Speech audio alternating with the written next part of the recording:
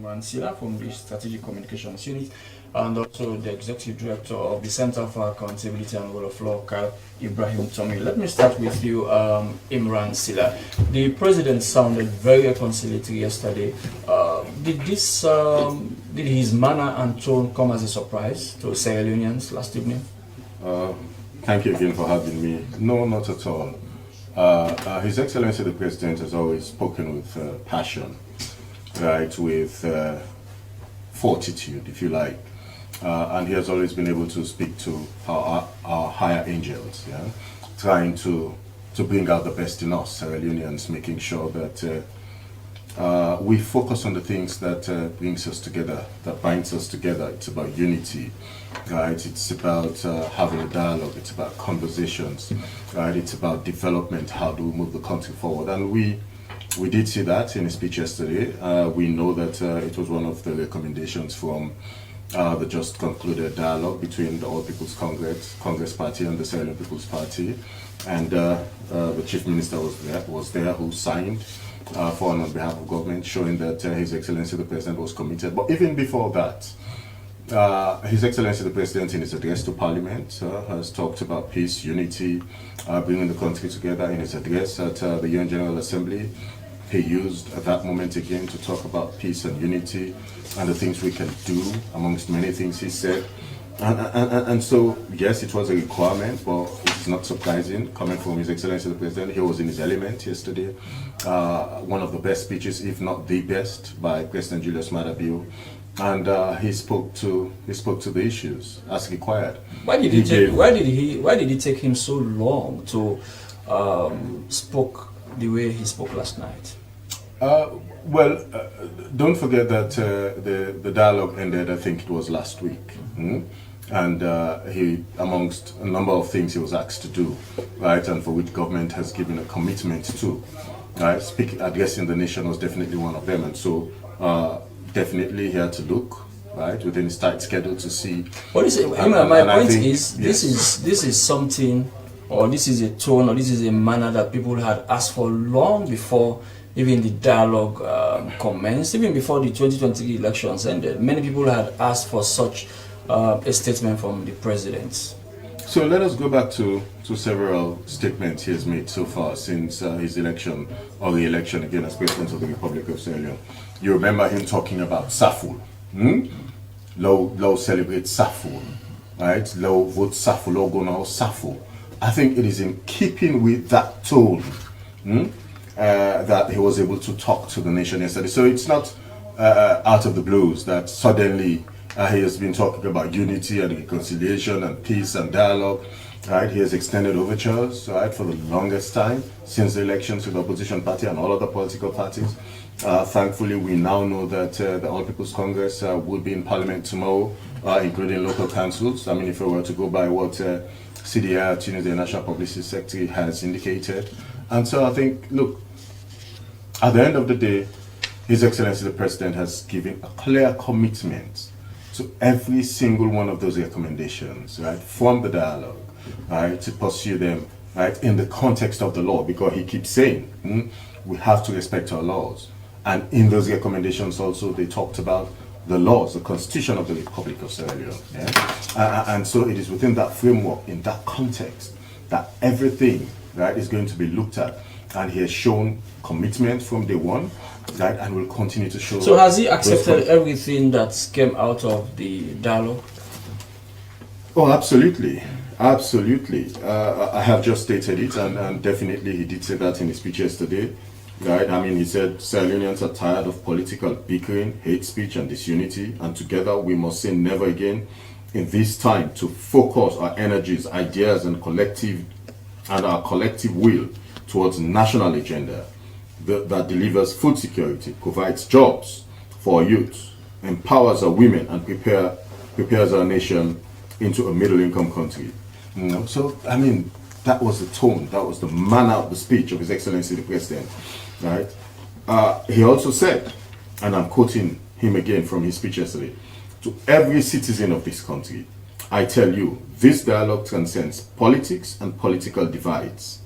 It is about our country and our people, and we must continue to work hard to promote the values of inclusiveness and unity. Even after the speech, I spoke to one political commentator who said politicians know when to use the tones. They know when it is time for politics, they have the political tone, and they know when it is time for reconciliation. They know how to use the reconciliatory tone as well, and that was what the president used last evening. And the question that the person asked is, why can't the politicians maintain this kind of tone every time and again?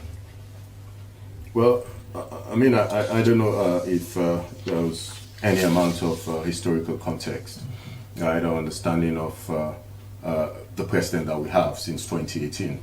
Right, I'm sure to a point he probably may have been right, maybe with other presidents, not necessarily with President Julius Maada Bio.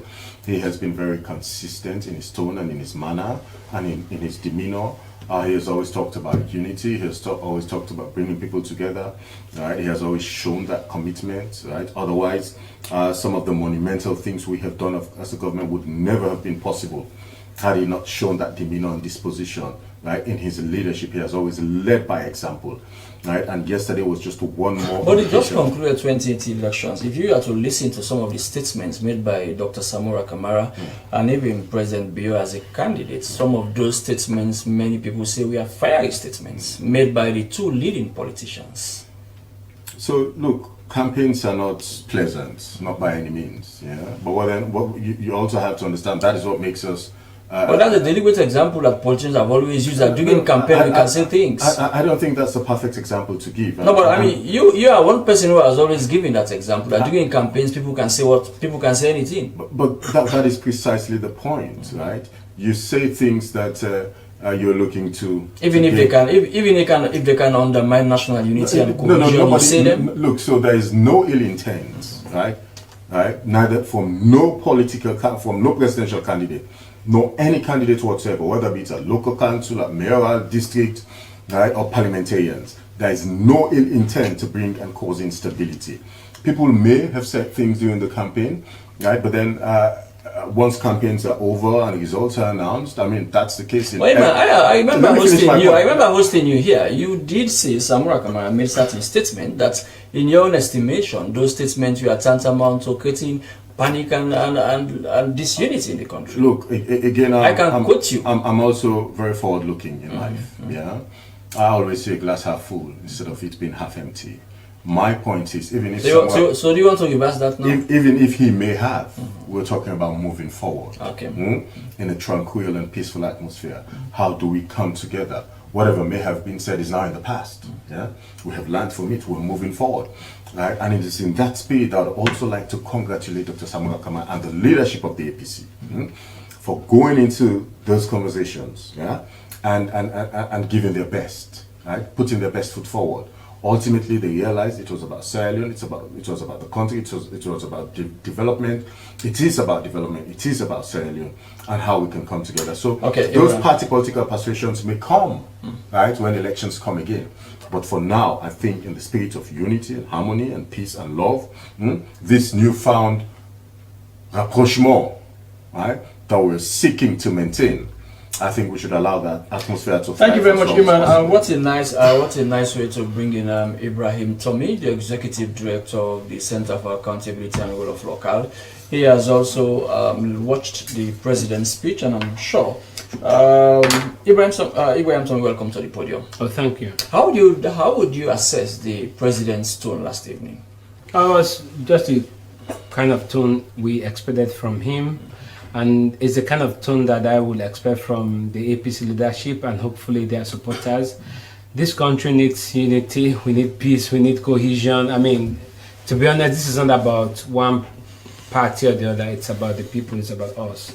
We cannot move forward in an atmosphere of, rancor, just tension, toxicity, we have to start talking, debating constructively. So did the speech meet the expectations of citizens last night? I can't speak for every citizen, but certainly speaking for myself, I like the tone, I like his demeanor, I like everything he said, especially his commitment to the communique. because let's face it, there was a dispute. Election results were announced, the opposition disagreed, they didn't go to court, and they agreed to subject themselves to a process led by our regional and international partners. Both parties, the government and the APC, came and discussed over a period of 3 days. Civil society played its own part, and we have an agreement between the two parties to say we know that it's not perfect, and let's be honest, we all have a responsibility as journalists, as citizens, as CSOs, to make sure that we bring this country together, and even communicate in a way that fosters peace, unity, and make sure that those who participate in that process, continue to believe that they did the right thing in the interest of the country. Nothing is perfect. Life itself is not perfect. And in an ideal world, you would have said, no, if you disagree with the election result, go to court. That's what I would say, and that's what I believe in. But they didn't do that.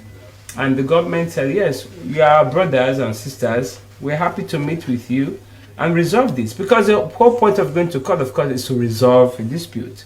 They have chosen, perhaps mediation you call it, which is a dispute resolution mechanism itself. It is not provided for in the Constitution or in our laws or in Public Elections Act.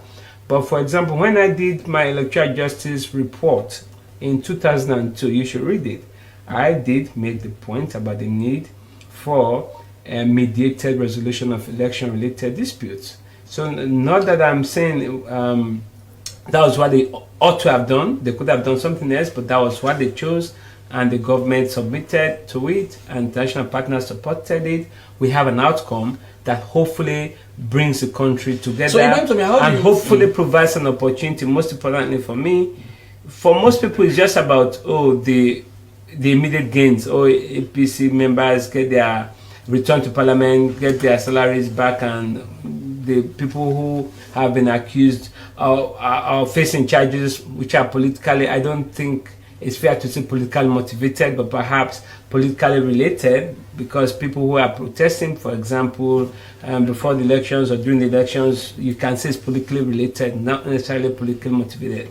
People like those, get them off the hook, having regard to the laws of the country, of course. And there are ways the laws provide for that. You can go to court legitimately. I've had a lot of people express comments, really ignorant comments. The DPP can go to court in a normal case to say we adduce no further evidence. That's what we call non-prosecution. It's happened so many times. Yeah. And now when they say people in the interest of dialogue and progress and moving forward, people who were arrested in circumstances related to politics, right? The president can grant pardon. People have been convicted and they release people every year. It's consistent with the laws of the country.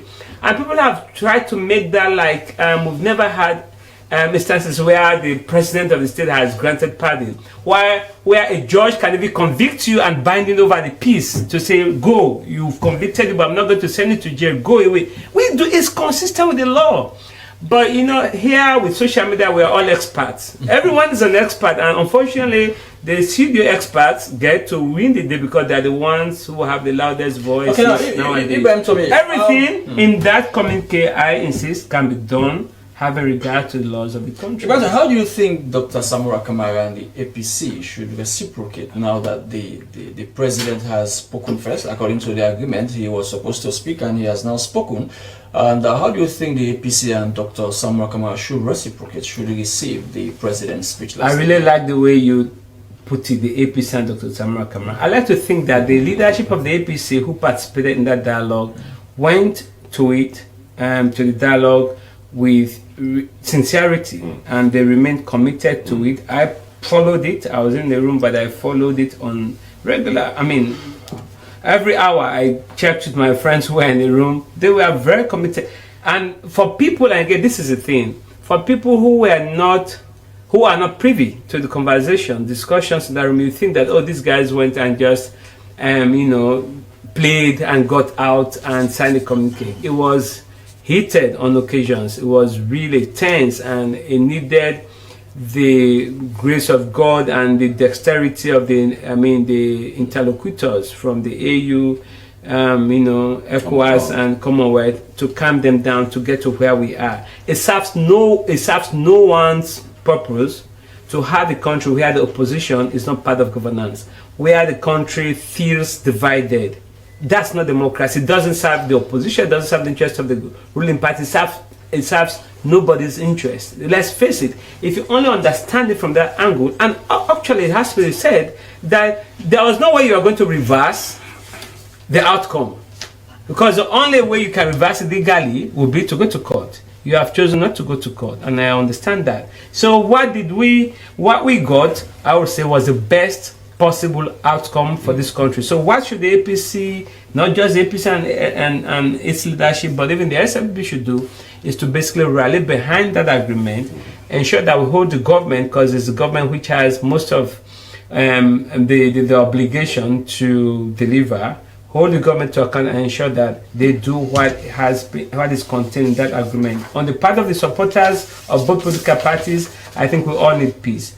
You may have your own interest, you may have your own agenda, but at the end of the day, let the national agenda reign supreme, because if we have peace, we can move this country forward. Okay. And hopefully, for me, the biggest gain from this is the opportunity to review our electoral system, the framework, the standards, the procedures, so that by 2028 we won't get back to where we are. This is the point, especially when it comes to results management. That is the opportunity that we should all grab and move forward as a collective. Well, I only hope it will not be a knee-jerk approach or the brigade way of responding to issues in Sierra Leone. We have a long time to do that. We have until 2028. If we even say we are spending 3 months every year, we should be able to get a perfect piece of legislation before 2027. Yes. He is Ibrahim Tomi, the Executive Director of the Center for Accountability and Rule of Law. It's Podium, coming to you live from the Sierra Leone Broadcasting Corporation. Well, Leone Rock, formerly King Ho Mining Company, is one of the mining companies operating in Sierra Leone. Well, it operates in Tonkolili District, which is known for a large iron ore deposit. Well, the company is presently battling with another sister company, I would say, for the control of the Compelled port, which is meant for the shipment of iron ore out of the country. Well, there have been so many reports, so many accusations and counter allegations. I'm sure if you've been following the traditional media especially, you must have seen so many headlines, so many articles written by journalists and other social commentators. So today we are having someone from Leone Rock, who is Salim Sila, who is the Chief Technical Officer of Leone Rock Metal Group. Welcome to the program, sir. Good afternoon. What's going on? Yeah, well, I'm also very shocked. Like so many things going on newspapers, radios, and TVs. As far as we, Leone Rock Metal Group, is concerned, we're just going about our business, which is investment, mining ore, exporting ore, and discussing with the government. So most of what is being said, we only read it on newspaper. We don't really busy ourselves with those things. Okay. What agreement do you have with the government of Sierra Leone? Yeah, well, we have a mining lease agreement. As you know, we've been mining in Tonkolili for the past 2 years. We've been exporting iron ore. Recently, we've also started exporting 62% iron ore concentrate for the first time in Tonkolili district.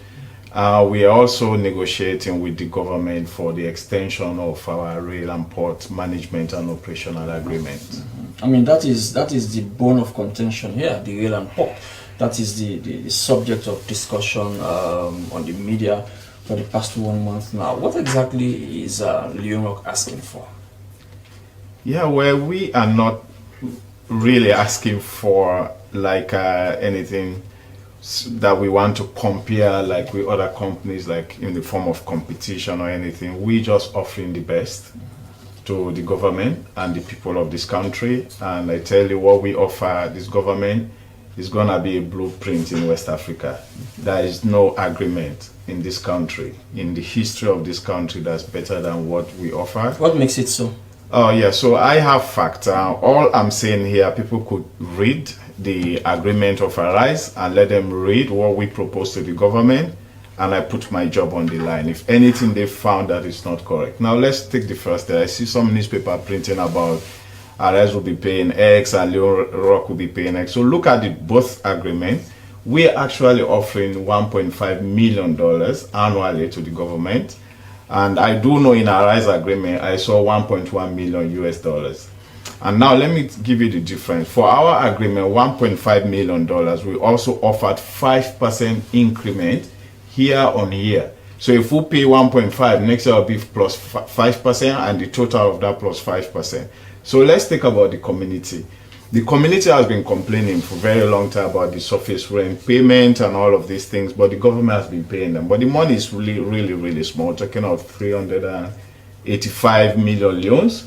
We are going to pay them for the first time 250,000 US dollars per annum, and also 5% increment year on year. Now let's take but I mean, these are all catchy and juicy things that multinational companies normally use to entice governments all over the world to give in to certain agreements that they may want to come into. Yeah, well, for us, you cannot say that, because if you look at what we've done in the mining, we started paying 1% of our revenue, even when it was not a law. We are the first company. It was 0.01%. Well, even the 0.01%, as you are aware, African Minerals and Shandong Steel, they mined for 10 years period. They couldn't pay the 0.01% for 10 years, so they left. They didn't pay a cent to the people, no development. We came in within 9 months. We said we're going to pay 1%. We paid, and His Excellency the President was there to hand over the check.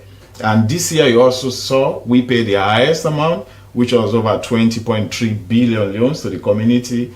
So we say 1%. It's still not a law. So by any means, we are even breaking the law by paying more than what the government is asking us to pay. So that's what I'm saying. Is that not a way to entice the government? No, well, it's not actually. We're saying like we have to do more, because we are not a company that's here to stay for a year or two. We are here to stay for a very long time, because the mine life of our deposit is not even our own generation seated here today. We're talking of the next generation. We're talking of 90 plus years. So we are here to mine for 90 plus years. I will be around. So we have to do things that will benefit the people of this country, but also that will stand the test of time, because we'll be living here, we'll be building glass houses. So we don't want to put things that will collapse going along. One question many people have also asked is this issue of multinational companies shipping raw materials from Sierra Leone, from Africa, taking them to Asia or Europe or the United States, converting those raw materials to finished product and bring the product to Africa.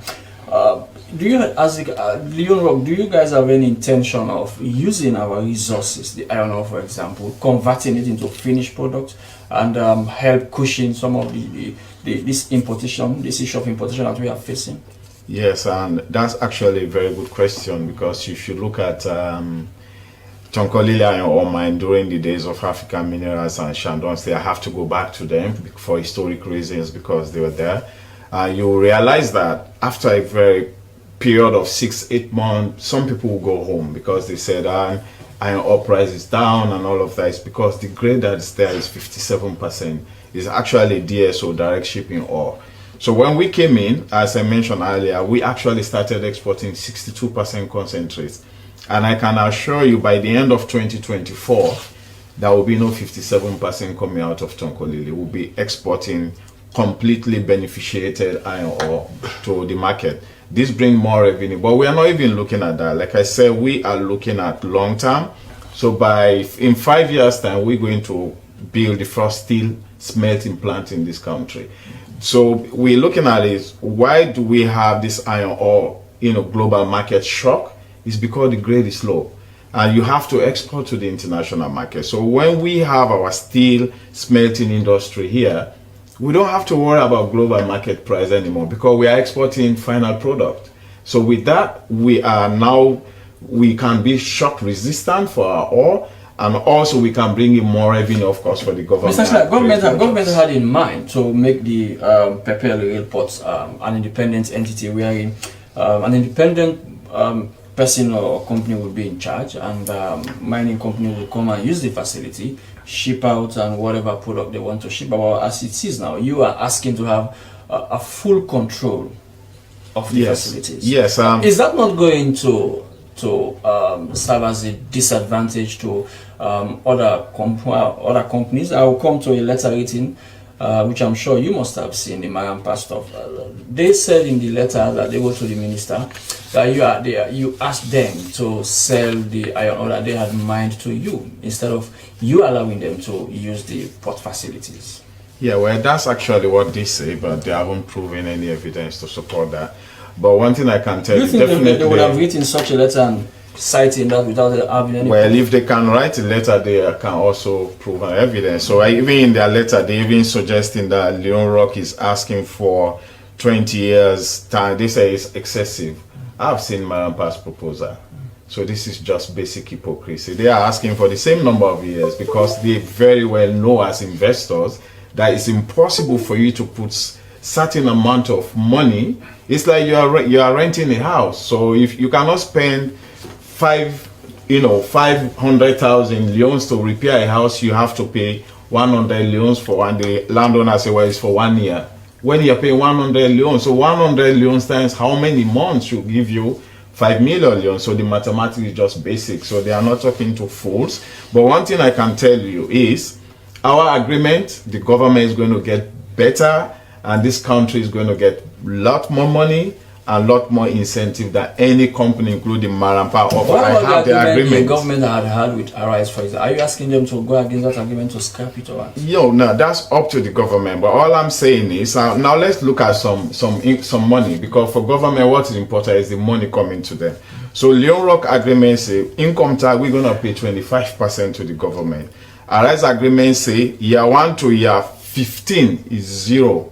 Go and check the agreement. If I'm wrong, I put my job. Well, I mean, I have not read the agreement, so I don't think I'm comfortable enough to discuss the agreement. So anyway, you can call me for another program. If I had read the two agreements, then I would have been in a very strong position to critique both of them and ask critical questions. So I don't want us to focus on the agreement for now.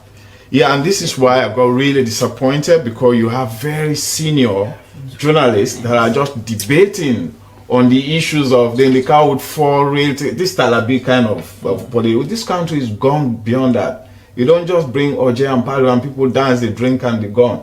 We should look at issues. And the issues are, what is the government gaining? So I was expecting this very high caliber journalists to sit.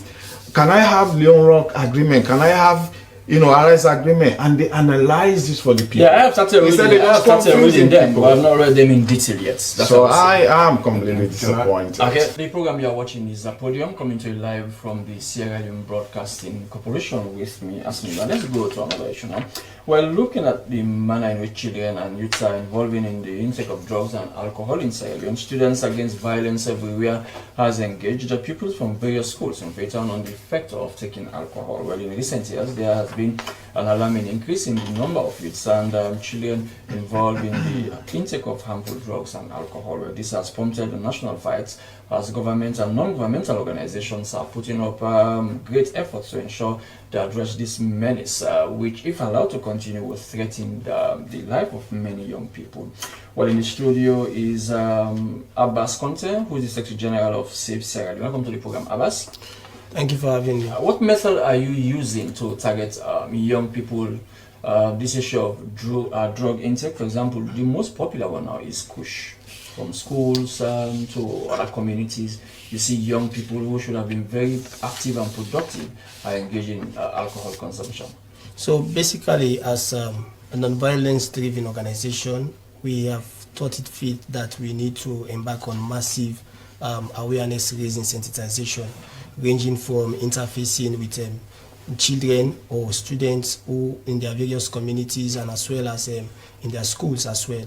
And we have so many programs that we normally use in order for us to reach out to them. One has to do with the Say Something program and also Save Hello program. These are programs that are centered around engaging students to know how they feel when they are in school and some of the problems that they are facing, and which they tend to discuss with us. And based on the engagements that we had with them, they were able to tell us that the reason why some of them are engaging into some of these intake of drug or alcohol is as a result they have not been able to have good mentorship, and some of them lack parental care, and again some of them are being able to be influenced by some of their colleagues. So looking at these range of things that they discussed with us, we decided that we need to engage development partners to see how best we can curtail the intake of alcohol. So do you think the issues they say are convincing? Saying they do not have mentors, they do not have parents. Some of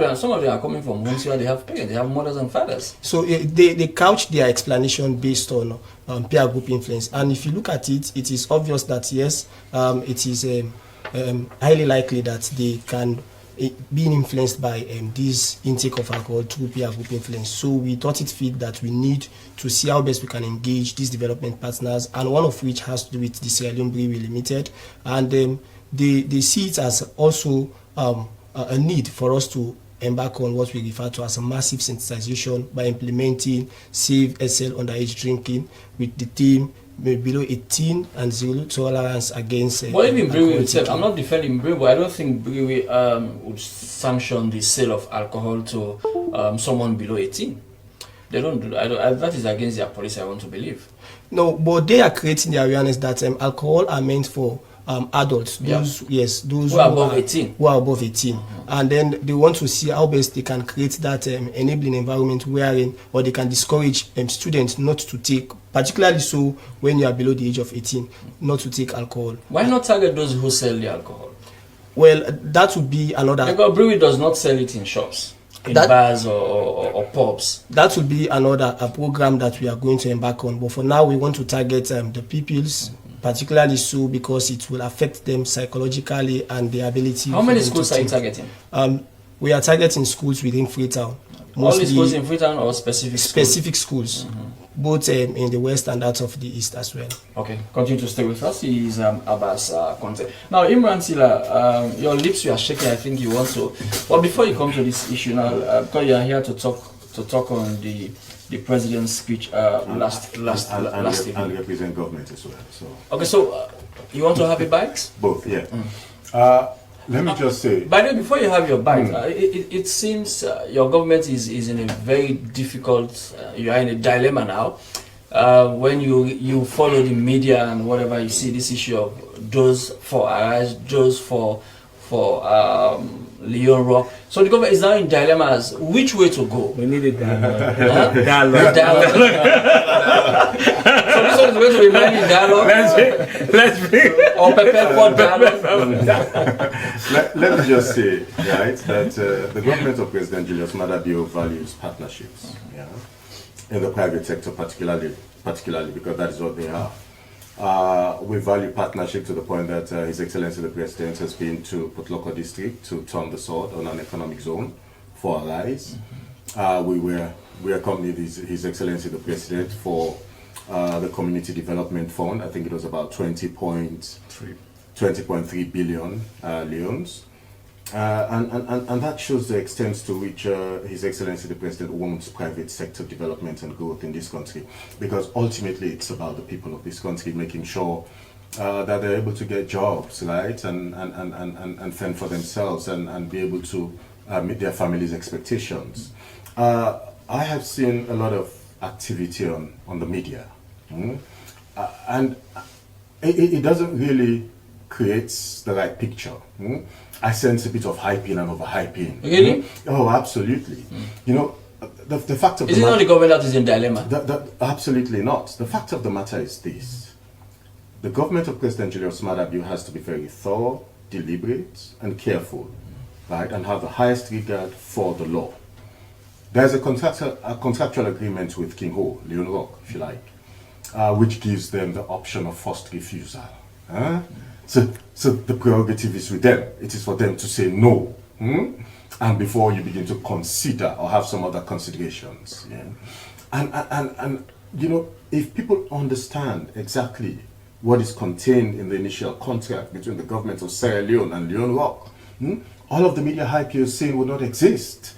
But they have their reasons and what pushes them right, towards that direction. So, I mean, I'm not sure. what understanding does the government also have with Arise?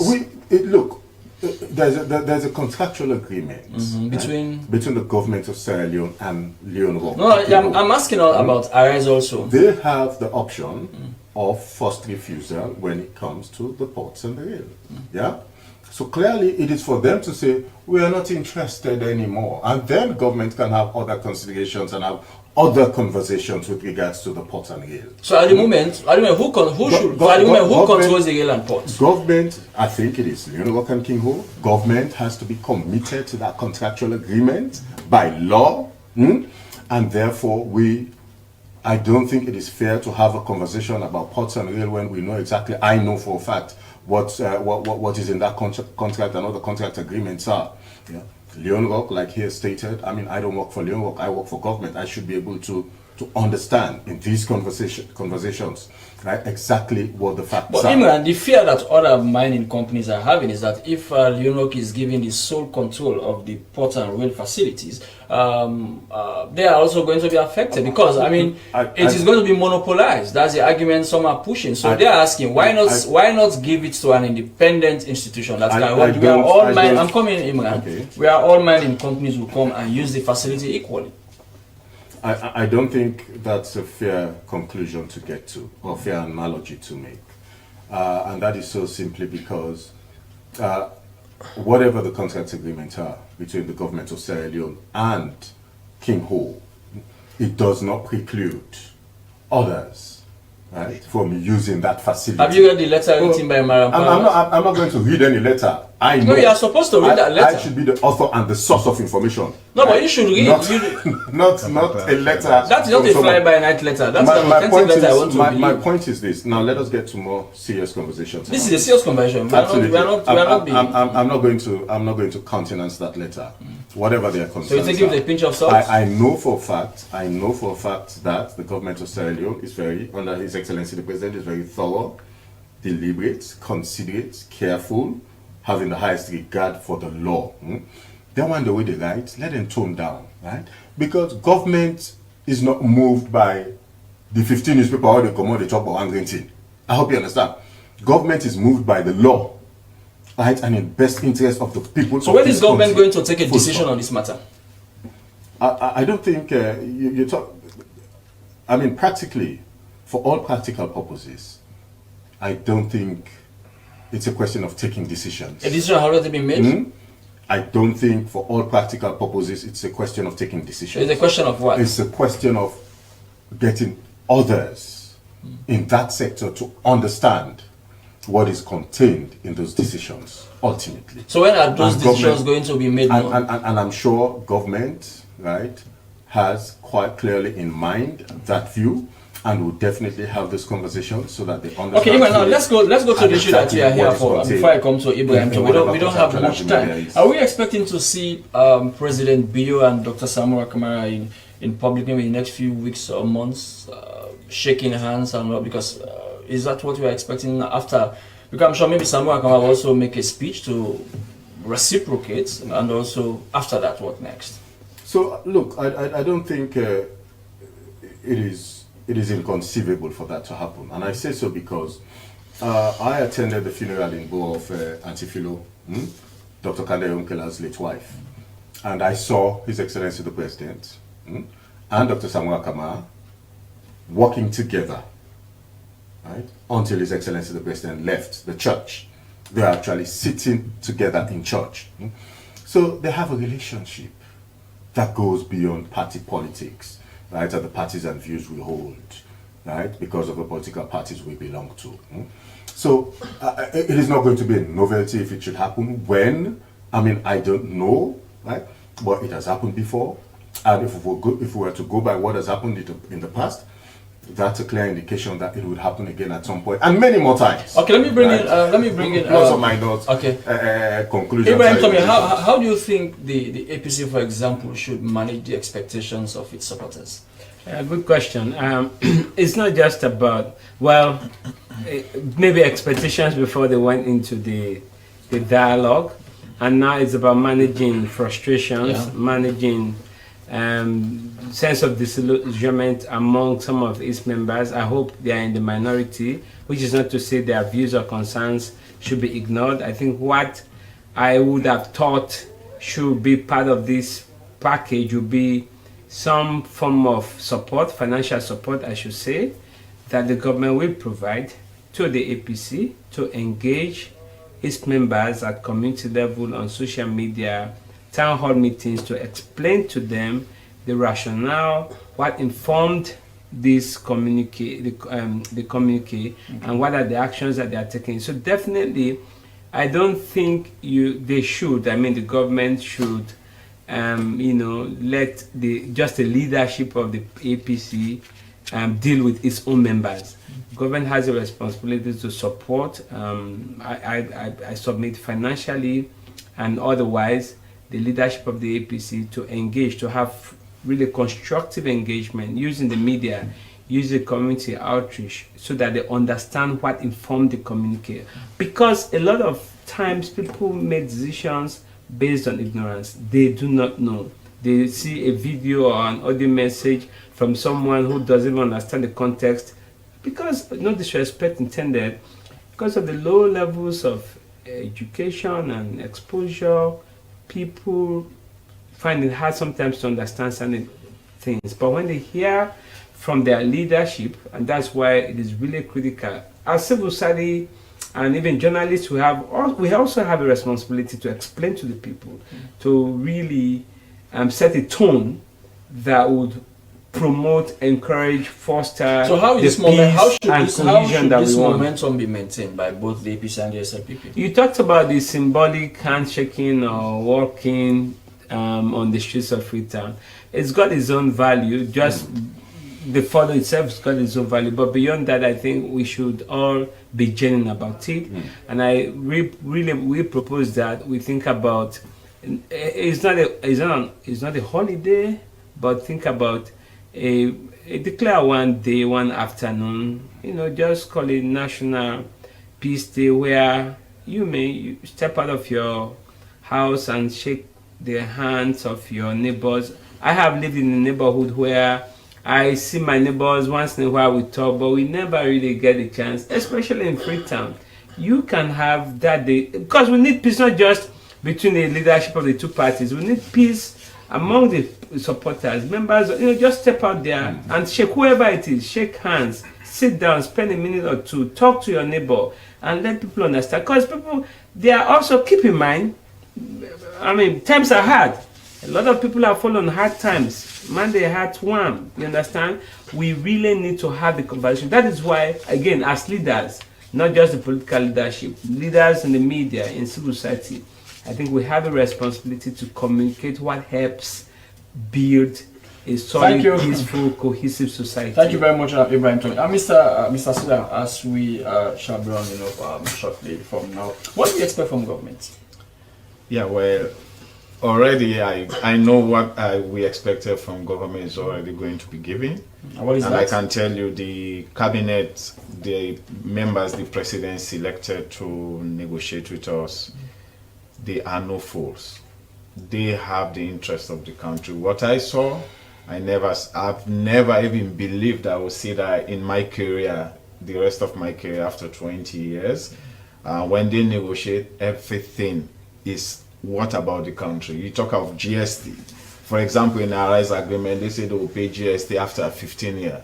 This time, they say no. In fact, what they told me is they're going to revise all these duty waivers that is in all mining lease agreement and stuff. So these are people that are thinking country first. So that's why I'm saying this agreement that we're currently going to see is going to be the best in this country. So we believe the government already know they've negotiated something very good. Are these for not the cosmetic people. promises? No, it's not promises because this is going to be signed. And once it's signed, it's already law, we have to fulfill it.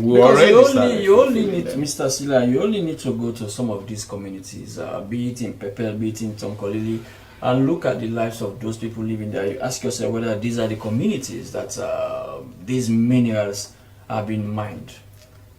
Yeah, I wouldn't disagree with you. Like I said, I'm also a Sierra Leonean and also a geologist for that matter. I've been in the field for a very long time and I know how I feel whenever I go to those communities. But I can tell you the difference Leone Rock have done in this country, no other company measures even close to it by far away. So let's look at the communities, for example. When African Mayor and Shandon still was working there, some of those people that were in charge of communities, they are still around. They didn't, not even a single school they can point a finger at. And when Africa Mena was mining, the money Africa Mena was generating was like one of the fastest developing companies in Africa, not even West Africa. That was the days they were there. Not even a single school. Even the relocated the houses they built for the people, you cannot even point at it very hard because the mud bricks will start falling. We've done like water. That's a very strong allegation. I hope I hope they were. These are things you can. Because to say no single school. Oh yes, not a single school. Because I remember during the days of the African minerals when news items were reported on schools being constructed. I would not say they were perfect schools, but to say no single school.